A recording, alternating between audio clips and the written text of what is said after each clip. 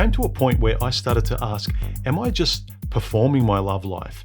Am I just acting in a way to get the job, to get the girl? And then once you get it, you have to keep the performance up. You have to keep the act up. Pose this question to yourself, gentlemen. Are you just performing your love life? Think about it. I, like most guys, saw the unfairness of being a performance machine. Perform at your work, perform in the bedroom, perform as the boyfriend, perform in the sporting field. And I'm not begrudging the nature of performance and competition in life, especially with guys. But perform. And it made me think, are our personal lives performative as well? Are we just putting on a performance of the boyfriend? Are we just putting on a performance to be the good son? Are we putting on a performance in so much of our social interactions? Some people find it hard to get friends. Some people find it hard to get girlfriends. Some people find it hard socially. And we learn to walk and quack like a duck to get what we need from those areas in life. Some of us are socially awkward, and we need to practice and exercise those muscles that really we don't have any interest in, but we need to get a paycheck. We need to pay the bills. And so I'd like to ask some of you guys, are you performing as you go out there and date?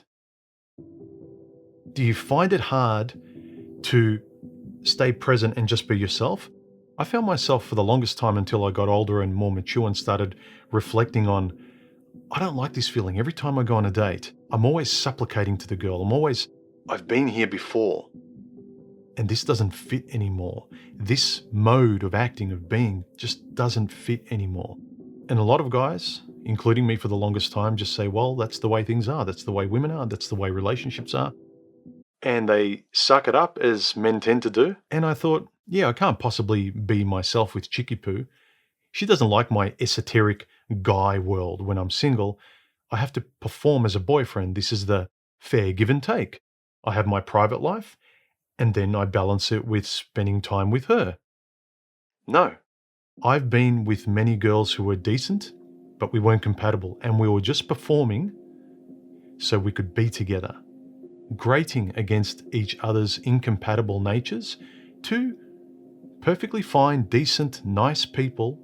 But because we weren't compatible, we were performing girlfriend and boyfriend roles. And about the only thing you can perform to a good enough degree is making love to each other in the bedroom, eating together, sleeping together, and then the, again, performative, formalized nature of going out at parties, laughing at the right things, talking about work.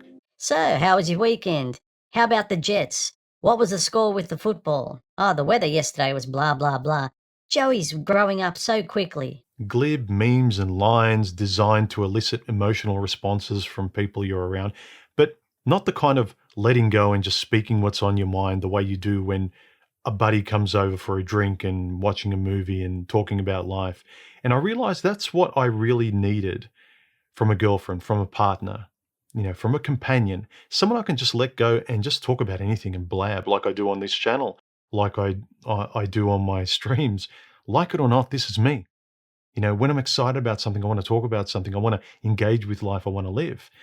And I realized I feel more alive in this life when I'm not performing, when I'm not acting. And sometimes you need to formalize yourself. When you go to a funeral, you have to act a certain way. For a moment, you pause the completely free you, and you do what you're supposed to do in areas of life. But the big chunks of life, especially on this channel when I talk about guys' problems with formalizing themselves so they can get a girlfriend, until you've butted your head against the incompatibility of women and tried to stay and make an incompatible situation work, you don't realize how draining it is. It's no wonder. Sometimes I'm amazed how long guys can stay with a drained battery trying to make relationships work. And I see it also in the male sphere of self-help, performing their way through memes of men are this and women are this.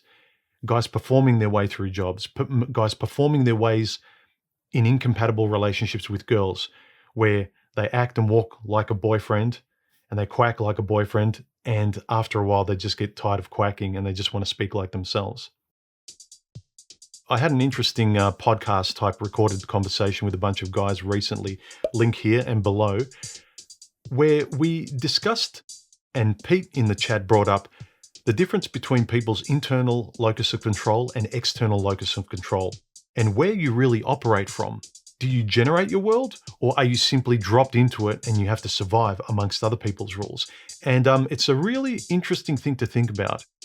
Whether you honestly feel you can speak and act civilly and politely and cooperatively by your own voice, your needs, your wants, your yeses and your nos, or do you feel like you just need to do what you need to do and you have to act the way you have to act and you need to perform to get anything you want in life?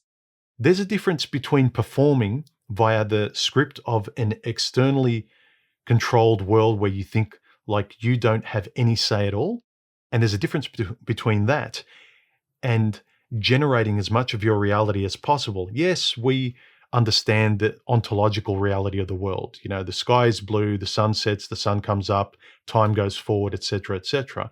But as much leeway as you have on any given day, as much leeway as you can give yourself permission to say yes to this and no to this, this is the thing I'm talking about. And if you take anything away from this video, I want you to take away the notion of, is your locus of control internal or external?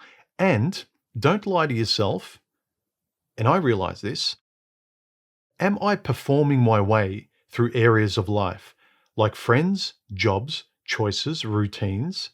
And is it comfortable to perform this way to get the bare minimum? As in, I don't always get the conversations I want, but I'll just perform to be able to have any conversation. I don't always get the girl I want, but I'll just perform to get any girl that's out there. I'm just grateful to get any girlfriend. Are you performing your way through important relationships in life with friendships, girlfriends, family life? Do you actually speak up honestly and authentically? I hate that word, by the way. It's been bastardized.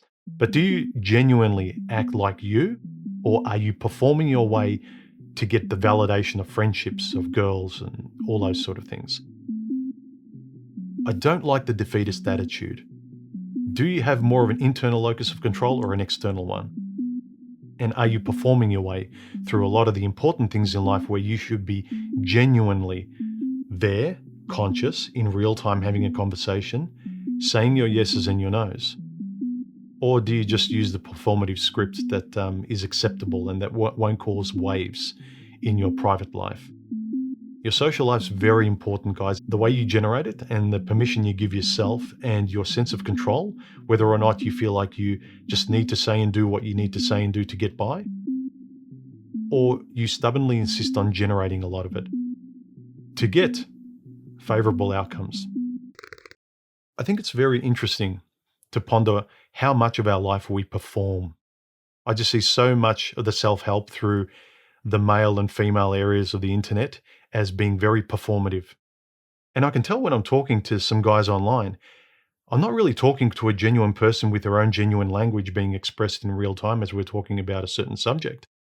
I'm talking to someone performatively plucking out memes, plucking out stats and science and stuff and what the news told me and the facts out there, but very, very little trust in their own empirical experience and what they've chewed on.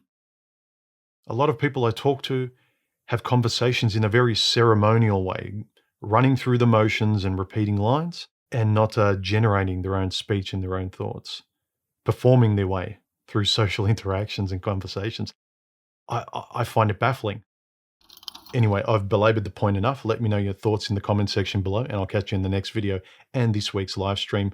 Check out the chat we had on my chat channel, and I'll see you later. Bye.